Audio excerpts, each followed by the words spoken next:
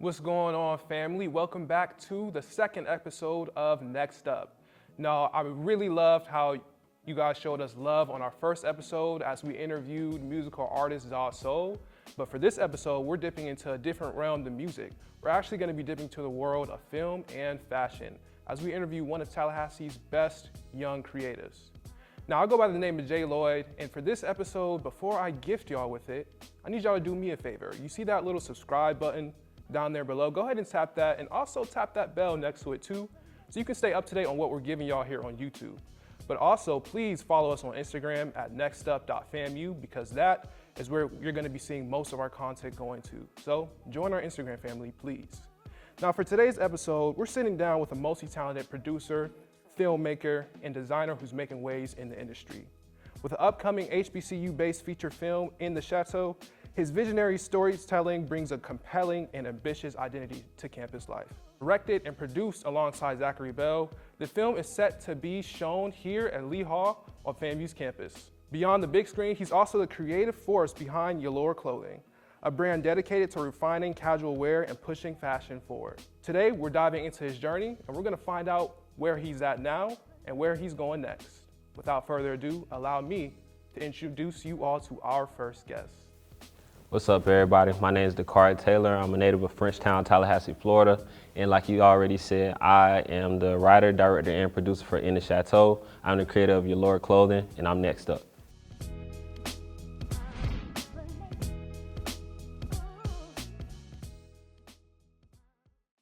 So what's going on, Dacari? How you doing today? What's up, man? I'm ready. What's up? Let's go, man. So we're gonna start off this interview with a quick icebreaker. Laura knows we need it. It's been cold. I don't know what in Tallahassee. I don't know if you've been feeling it, but yeah, I definitely been feeling it too. But we know that your new film features a nice take on HBCU life. Yeah. So we're gonna quiz you on some HBCU trivia. Okay. So let me know when you're ready to go. All right, let's do it. All right, so first question. Which famous filmmaker and actor is a proud graduate of Morehouse College? A, Tyler Perry, B, Spike Lee, C, Jordan Peele, or D, John Singleton? Spike Lee. Yes, sir. Now Okay. You're not looking Nah. It's Spike Lee. You kind of threw me when you said actor though, because when I think of Spike, I always think of director. But nah, he definitely acted. Yes, sir. All right, so next one. What year was Florida A&M University founded? Come on now, you get brownie points if you get a full day. All right, for sure. October 3rd, 1887, what? Yes, sir. Had to go on the live with that one. Hey, shout out FAMU, bro. Yes, sir. Moving on to the next.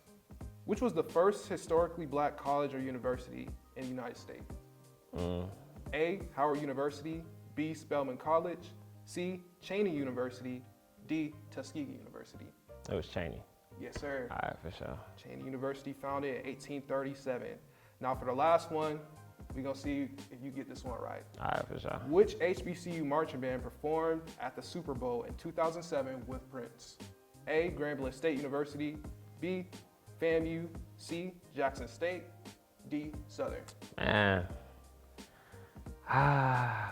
it's hard to say that I don't know because I already know. It was the best of the best. It was the Marching 100, man. Hey, it was the Marching 100. ALS, Shout out to 100. Shout out to the 100. Sir. Yeah, shout out to the 100. All right, man. So you did excellent. Went 4 for 4 actually on the trivia questions. Yeah. But now I want to get into this interview with you, and I want to start off with your background. So doing some research, I actually found out that you grew up in Tallahassee, Florida.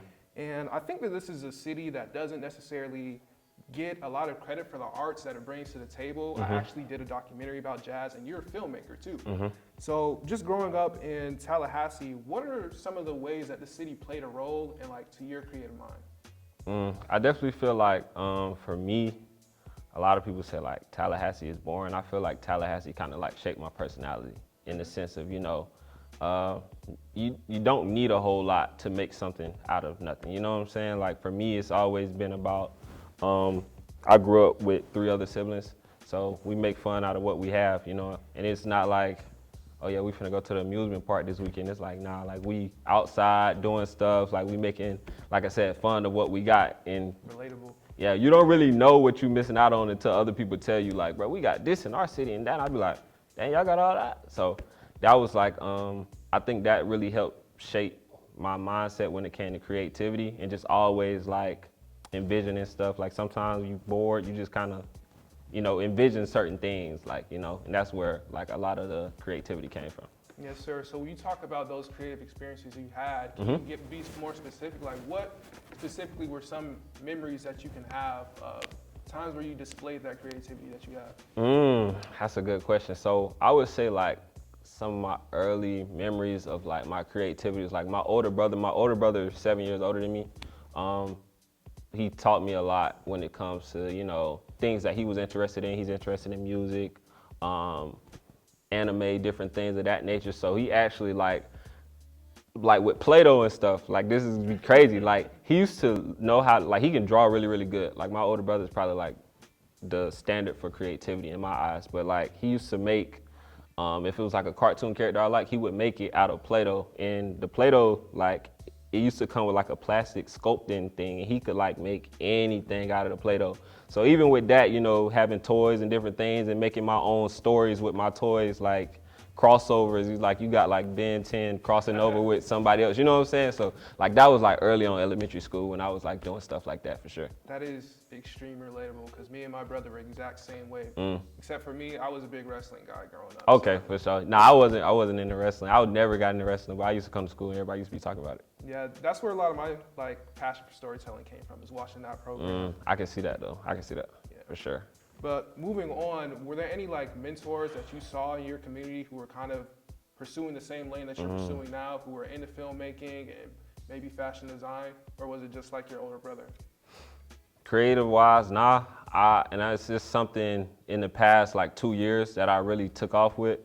As far as like clothes, being from Tallahassee, is like North Florida, we have like, you got a lot of Florida in you, but then you get a lot of sprinkles of Atlanta, because it's like you're in between those two major cities. So it's like, we talk like we from Florida, we'll say jit and all of this other stuff, but then, we'll pull up and have like a lot of Atlanta culture in Tallahassee. So I was watching a lot of like people from Atlanta. Like I'm a big Young Thug fan, Gunna fan, Outkast.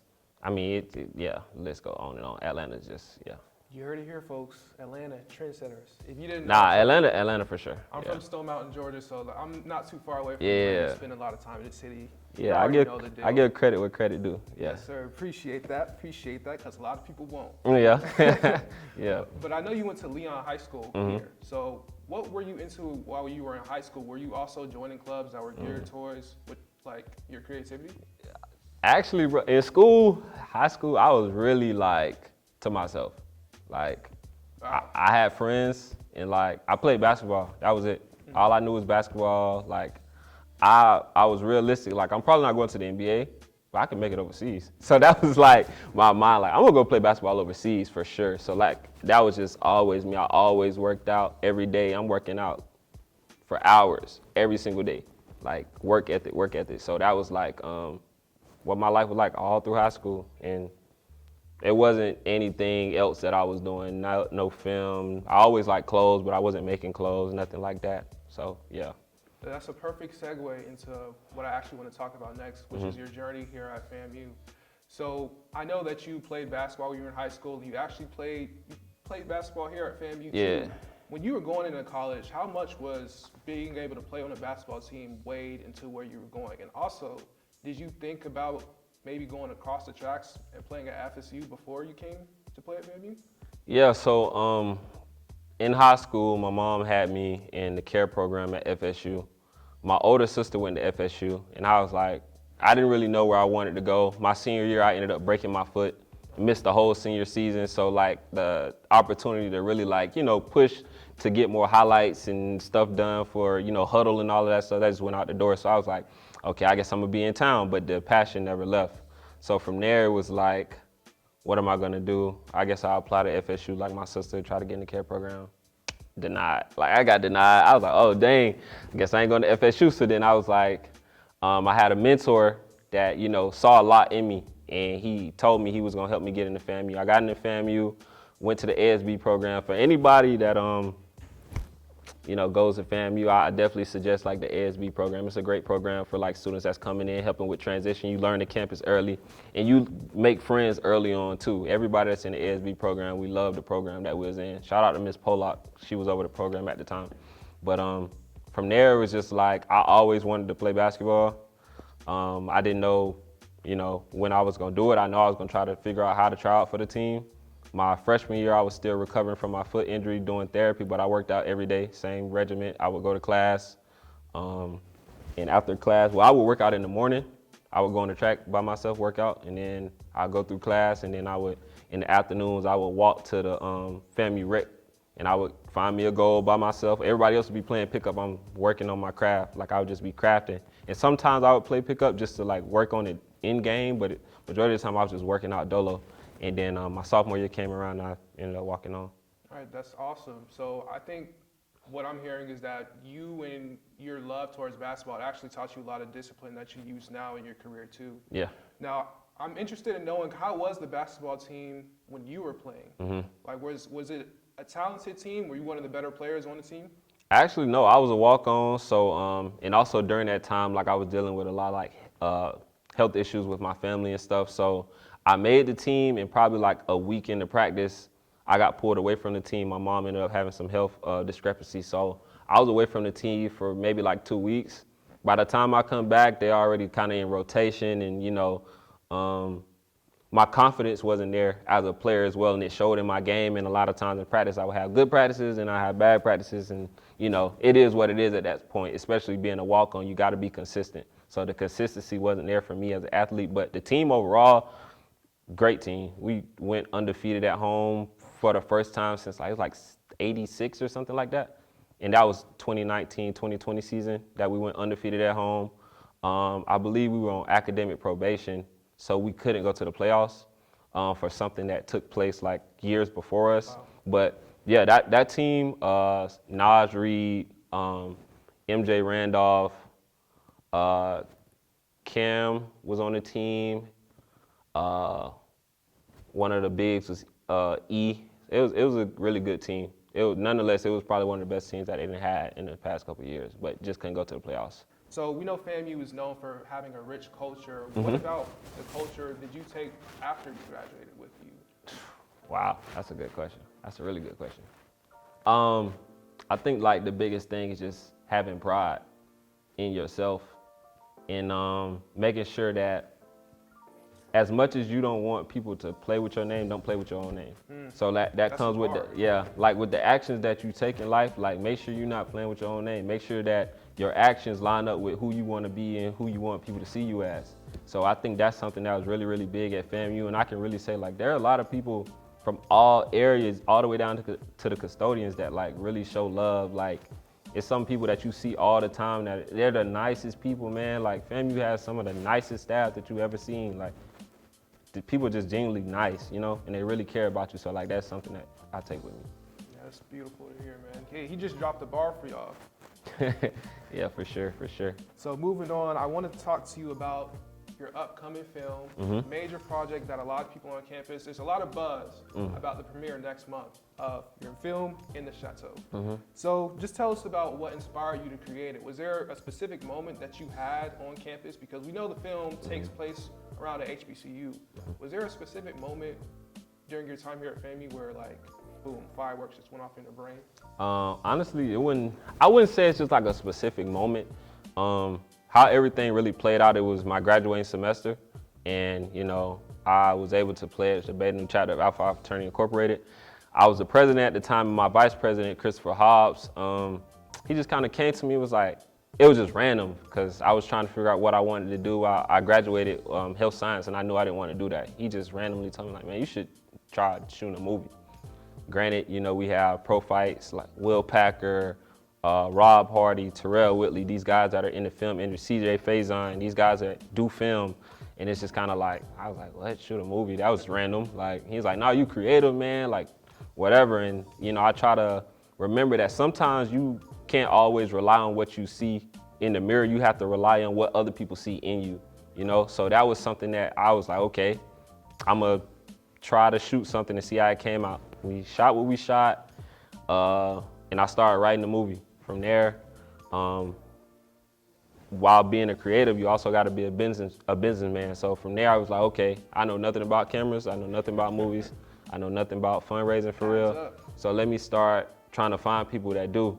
And from there, I was reaching out to people on Instagram. Like I was DMing people like, hey, I got this going on. I'm DMing FSU students. I know they got a film program. I'm just trying to see like who want to be a part of this. And it started off with me, myself, and excuse me, I say me, myself, Zach, and Dacari Taylor, who was a J School student. Derek had to remove himself from the project after a year working on it, and then we added on Hansley, and now we got a team of, including our cast, we got a team of over 40 people. Wow. Yeah, all FAMU students, all FAMU alumni, except for one person. She's also from Tallahassee though. So what is that creative process like when you're working with your peers, people who kind of have a similar background to you? How does that work when you're on set? Talk about sort of that connection, in that relationship you have. You gotta know when. It's times, you know, I really give a lot of praise to my pro fights who, you know, they answer my calls whenever I need them. And even like, I'll even say like FAMU in general, people, you know, I didn't graduate from J School, but anytime I came in J School, somebody like Mr. Thomas has always showed me love. I done had conversation with Mr. Thomas about, you know, just trying to figure out how to, you know, make this thing happen, you know? So those people have really taught me like, you gotta know who's in charge, but you also gotta know when to take a step back, especially once you start getting into film, because you have a director, but a lot of people don't know you have a director of photography.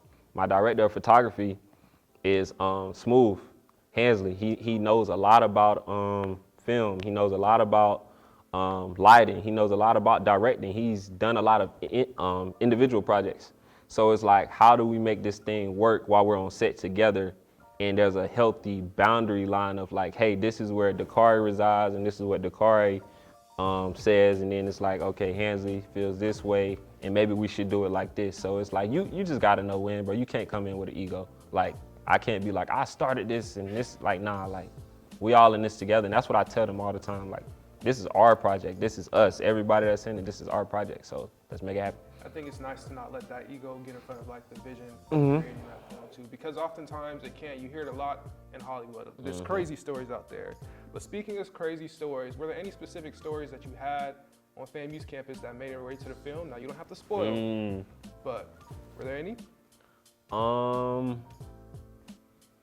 Any crazy stories that made it? I honestly no. There's nothing that like I definitely pull from my own experiences. Like, if you go to FAMU, you'll definitely notice certain things. Like, we have this one scene where, you know, the steps right by J School, the really, really long steps that everybody's like, you don't know if you're supposed to like take one step and walk up, or you're supposed to take the double step. And there's a scene in there where we have the two friends kind of walking together, and one's taking the long steps and one taking the shorter steps. And it's kind of like, he's like, why you walking like that? He's like, why you walking like that? And it's like, you know, that's a thing that FAMU students can relate to, like, of all ages, because those steps is just like, why are they so long? Like, why the steps like that long, bro? Because it's so relatable. Yeah, for sure. That's like a canon event your freshman year, sophomore year, you come on campus, beat those steps. Yeah, it's like, bro, yeah, it's crazy. But so the film follows Raven Jones as she navigates ambition, identity. So what did you learn about that while you were here on campus? Ambition and identity. I mean, I think honestly, bro, there's a duality that you can build amongst yourself. You know what I'm saying? You don't have to just be one thing, and you should never let somebody force you into being one thing or force you into being anything. You know, you have to listen to yourself and your wants and things that you're passionate about and make decisions based off of that. So I think that in the film that kind of shows with Raven, you know, she has certain wants, she has certain things that she's interested in, but she's also listening to other people and putting herself in a box at the same time. So I think that's like the biggest thing that I learned while being at FAMU for sure. Awesome. So how does the film kind of highlight the realities of HBCU life? I would say that the film, man, is honestly how I describe it to people is more like a series, like in a film setting. Like, and I think I kind of got big-eyed while I was writing it. And I wrote, like, at first it was just about 2 people, and then it ended up being about like 12 people and all their different stories. You have a student who's returning back from campus after, a hazing incident. He's a Greek member and he's trying to get into law school, but he needs a letter of recommendation from his advisor, but his advisor doesn't rock with him because he got the chapter in trouble. So now he's trying to figure out, well, how can I get this letter of recommendation? Then we have these two characters. They're both supposed to be running for SGA president and vice president together. One of the guy ends up running for president behind the girl's back, and he was the finances for their campaign. So now she's struggling, trying to figure out, well, how am I gonna beat him and have the finances to pull it off? And then, it's just so many different characters and so many different aspects of the story that's going on. We have a character that's on the basketball team, and he's in a relationship, and he's in his last season, and he's really pushing, like, man, I'm trying to get overseas, but his girl is like, you could just take a regular job. And he's kind of like, I don't want to take a regular job, like I'm that close, like I can get there, trust me. Like, so it's just so many things that I wish, like, honestly, we all talk about this, like everybody, the cast, the crew, this should be picked up. Or somebody should really look into it, because these are legit stories. This is not like something where, you just, it's definitely some fluff because we've never experienced it ourselves, but it's like, nah, this happens to people. And Raven's whole thing is that she's in her graduating semester and she finds out she's missing a credit and she can't graduate. You know how many people that happened to? Me. Bruh, you know how many people that happened to? Me right now. When I tell people that, they be like, oh man, that's relatable. Oh man, like that's literally something that I feel like a lot of people wouldn't know about unless you've been in this situation. You have to be here. Like, you have to walk on this campus and know the people and know the story. Like, that's the anchor of the story, and that happens to so many people. So that's really what it is for sure. Yeah, that gives me a warm feeling, because that's how I know the film is authentic. All the stories that you listed, none of them seem too far-fetched. And probably if you ask around people who've been at HBCUs, some of these things may have happened to them. So I really hope that it's able to not only reach people at this campus, but reach people at HBCUs across the nation. So For sure. great, major credit to you. So Appreciate it. what would you say has been the biggest challenge? I know the film has been in progress since 2022. What's been the biggest challenge to you just about the process so far? Man, I would probably have to say just like,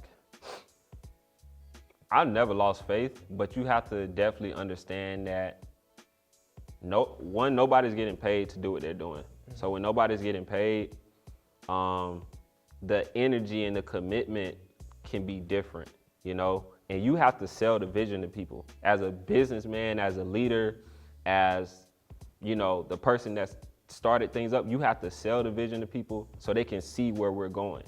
And if they don't see the vision, not to say it's your fault, but it's kind of your fault that they don't see the vision. You got to explain to them like where we're going, what you need from them. You have to be concise with your words. It can't just be, hey, we doing this and this what X, Y, and Z. It has to be like selling. And it also has to be authentic and real to people. So, that's probably like the biggest thing for me is like, again, 2 years, like nonstop, every day. And if people knew like the amount of energy that goes into it every single day, then people would probably be like, bro, you crazy. But that's what comes with, like you said, like with basketball, it started there, like the work ethic. Like one of my main people that I always look up to, Kobe Bryant, it's like, job not finished, bro. That's a quote that everybody thinks about, but it's like, bro, I grew up listening to his interviews and the way he carried himself, and my dad's a hard worker. My dad's like, quote, he always say, what you put in is what you'll get out. So it's like, if you want this to be big, then, you gotta put the energy in. So like, I'm a person where I work hard and it's no excuses. And even when I work hard, I'd be like, man, I could have worked harder. I lay down and I'd be like, dang. But that was like, I ain't gonna lie, I was on TikTok for like an hour, bro. That could have been editing the film. Wasted a little bit of time. You feel me? I smoked a little bit of time. Dang, bro. Everybody like I really could have, yeah. So I would say just really just getting to the point where, you understand that everybody has things going on, and you just kind of being more understanding of that and not being like, they not on the same level that I'm on. They don't want to do this for real. But like, people want to do it. Sometimes you just gotta remind people, like bring them back in, like, hey man, you veering off, let's come back over here, let's get back on track. But nah, we've been doing good though, as a team for sure.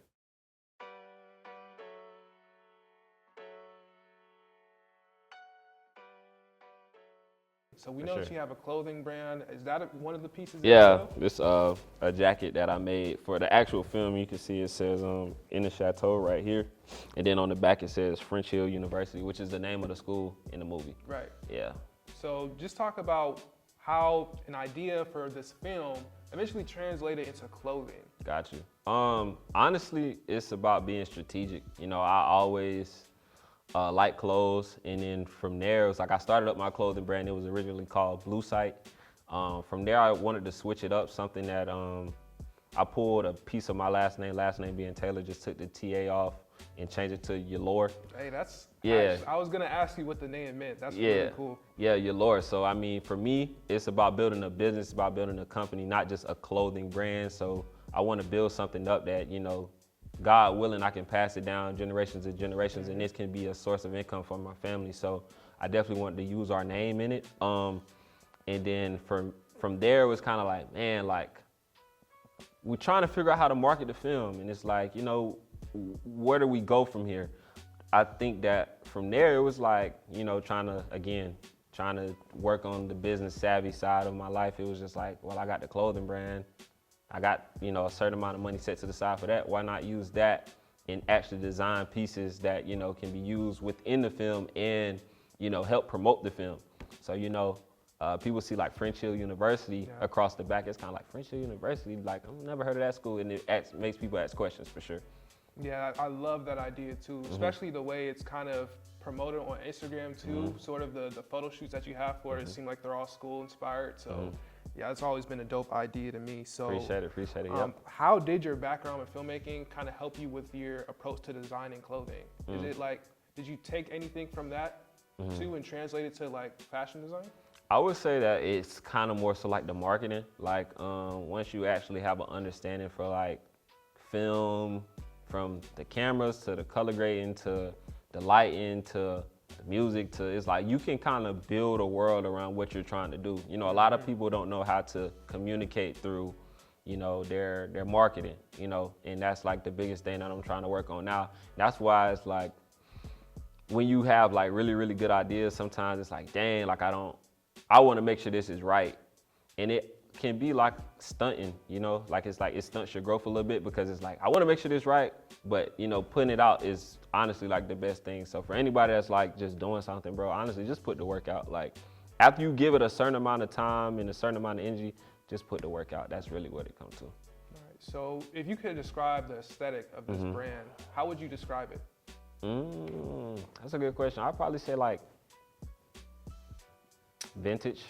Vintage. Yeah, I'm definitely like really into like the 50s, 60s type vibe. So yeah, I would say like vintage for sure. Yeah, I need one of those jackets though. Oh yeah, we got you. Nah, we got you. Yeah, we got you. Yeah, but I really love the brand and the pieces that you have. And that's gonna end the interview segment of this. We're gonna be moving on to play a quick game with Dacari called This or That. All right, y'all, we finna play a quick game with Dacari called This or That. I'm gonna ask you a couple of questions, and I'm just gonna have to hear your choices on this one. Gotcha. You ready? All right, so the first one, fried chicken Wednesday or fried fish Friday? Give me fish, bro. Honestly, people gonna get on me. I think the chicken good is not all that though. Like the whole thing, like it's never been nothing where I'm just craving it. But like the fish is there. Fish legit. Fish and grits be legit. I can agree with you just because I Okay. like the grits too. And Yeah. sometimes they hit with the hush puppies. Sometimes it's Yeah. miss with them. Yeah. Sometimes they hit though. So I'm gonna Yeah. agree with you on that one. For sure. So my next question, if you could choose a lead actor, would you choose Daniel Kaluuya or Michael B. Jordan? I think it depends on the film I'm making. It depends on like what I've written and what I'm trying to, you know, get to come across. I mean, of course, if you're going with a thriller, you can't go wrong with Daniel Kaluuya. Like,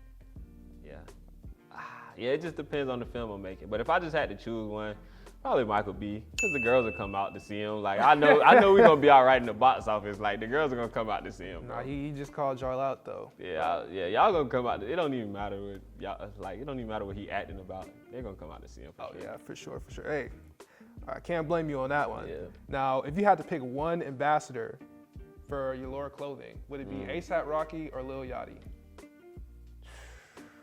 That's a good question. One ambassador. I'm a big Yachty fan, bro. Now I want you to think like fashion on this one. Like, Yeah. And I'm a big Yachty fan. I think personally, based off of my brand and where we're going, Yachty diverse though. But I would probably say ASAP, man. Just because he has more of a more like a casual aesthetic. Yachty's definitely more like streetwear nowadays. You know, he's really like the wave when it comes to like streetwear, like the big pants and Timbs with like, you know, like that's Yachty, bro. Like can't argue, like he was one of the main pioneers recently with like the Timbs and stuff down south. Brought it back. Yeah, so I would definitely have to say ASAP just for like the aesthetic of the brand. Yeah, I can't blame you on that one. Yeah. Both these are two of the top dressers in the rap game right now, so dang, can't tough. go wrong with either of them. So the next question, what's the fashion trend that you want to come back? Is it shutter shades or is it baggy suits? You know what shutter shades are, right? Those are the ones with the... Yeah. Hey, I wasn't expecting that.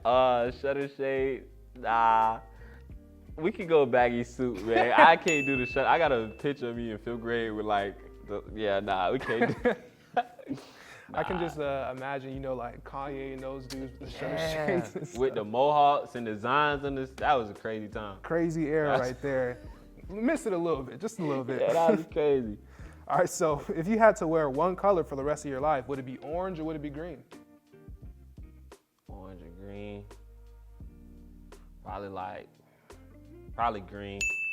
And I just do like a lot of just monochromatic, like different shades and stuff like that. Like, yeah, I'll probably go green just because it's darker. I feel like orange is so loud. Orange is way too loud. Orange is super loud, but you can't go wrong with FAMU colors, period. Yeah, I've seen some good fits with orange, but it's gonna make you stand out all the Yeah, time. like- Sometimes you don't want that. You can't never be chill, but now I could get like some dark orange, you know what I'm saying, to really make that happen. So yeah, orange for sure. All right, so my last I mean question. green. I'm tripping. Oh, Green for sure. Yeah, green. All right, for sure. yeah. Last one, and this kind of a lob. Mm-hmm. What's the best fictional HBCU? Atlanta A&M from Drumline, Mission College from School Days, or French Hill University? Of course, French Hill. Like, French Hill is literally FAMU. You know what I'm saying? It's literally FAMU. You know what I'm saying? There's no faking it. You know, it's not nothing made up. I will say that like those other schools were great schools. I thought you were gonna say the one from Stump the Yard. I can't remember what the name of their school was, but that was also a pretty decent HBCU. But nah, yeah, French Hill. Like, y'all come see the movie. Yes, Y'all sir. come see for yourself. They'll see what they're talking about right there. And I'm really looking forward to the premiere of In the Chateau, man. I really enjoyed chopping it up with you here today, man. You already know, Dacari Taylor, producer, filmmaker, In the Chateau coming soon to Lee Hall here at FAMU. And also be on the lookout for more drops from Ylor Clothing. Y'all see the pieces right there. Go ahead, man. Show it up. Y'all see. Got the Y, In the Chateau 2025, man. So definitely appreciate y'all for having me. More pieces coming soon and more work from Dacari coming soon. So y'all be on the lookout because Dacari is next up. Listen, y'all know the deal. I'm here for a good time, but I'm not here for a long time. But y'all can come back to the next episode coming very soon to y'all here on Next Up. But before that, if you enjoyed this episode, please be sure to like it and also share it with a friend. Share it with your mom, your auntie, your grandma. Let them know what's going on here on Next Up and push this next generation forward with me. Until next time, stay tuned.